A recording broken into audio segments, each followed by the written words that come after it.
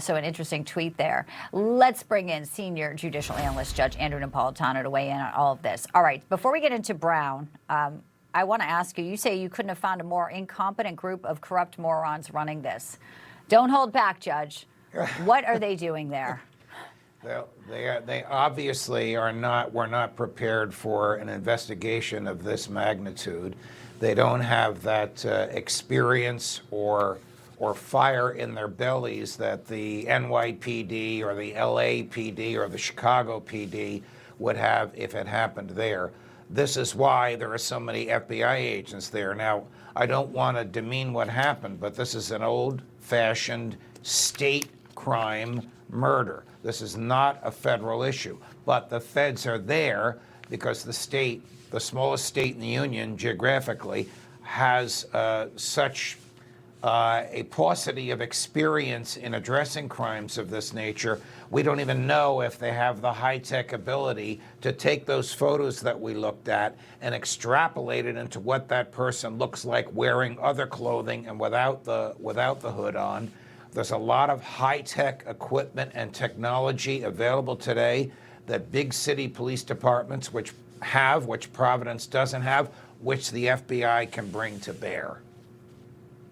Yeah, they can also look at and try to find licenses. It's really interesting, this other person who came into contact and why they have not come forward yet. Before we move on to our second topic, Brown University, some questions there about moving or having cameras disabled because of far left groups. That's pretty incredible. That would expose the university to liability for the harm to the deaths of the students and the injuries to the others. There's no legal requirement that they have them, but to Bianca, it is absurd to have cameras and people think that they're being protected and they're not because the cameras are disabled. I mean, the northeast of the United States is the most surveilled part of the United States of America.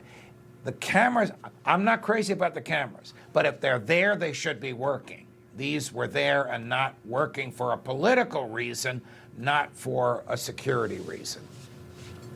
All right, I want to get to Jack Smith because we saw him with a very long deposition, closed doors. Some of what he told members of Congress is coming out, saying, now, this is, of course, where he's going to fall. He says that they had proof beyond a reasonable doubt that President Trump was trying to overturn the results of 2020. We know he would say that. He said he made his decision in the investigation without regard to his political association, activities, beliefs, or candidacy, on and on. There's a lot of questions here, including his surveillance of sitting members of Congress. I mean, all of this is just the horrific things that we now know that went on.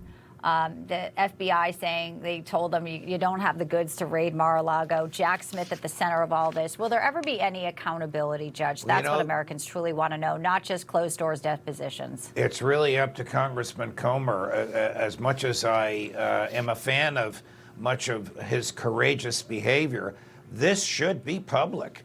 But look, one way to look at Jack Smith is he attempted to wreck a presidency and influence a presidential election. If he believes he did that legally and it was justified by the evidence, the American people, not just the members of Congress, the American people are entitled to see that evidence. But what is with this Congress seeing things in secret that the rest of us can't see? But what I was saying is that the fact is when he says, oh, I had evidence, but we know that for a long time, alternative slate of electors, all of this had come up. So, of course, he's going to say, I had the goods on him. He has to say that, Judge.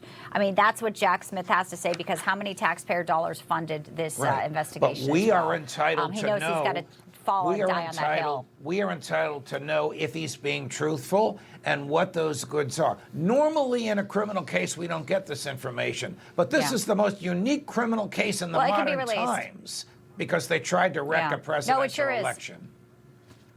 And they were unsuccessful. And it probably eats them up every single day. Judge Andrew Napolitano, great to have you with us. Hopefully you'll come back. We do hope they catch whoever is responsible for that tragedy in Brown. It's going on way too long. Thank you, sir. Sure.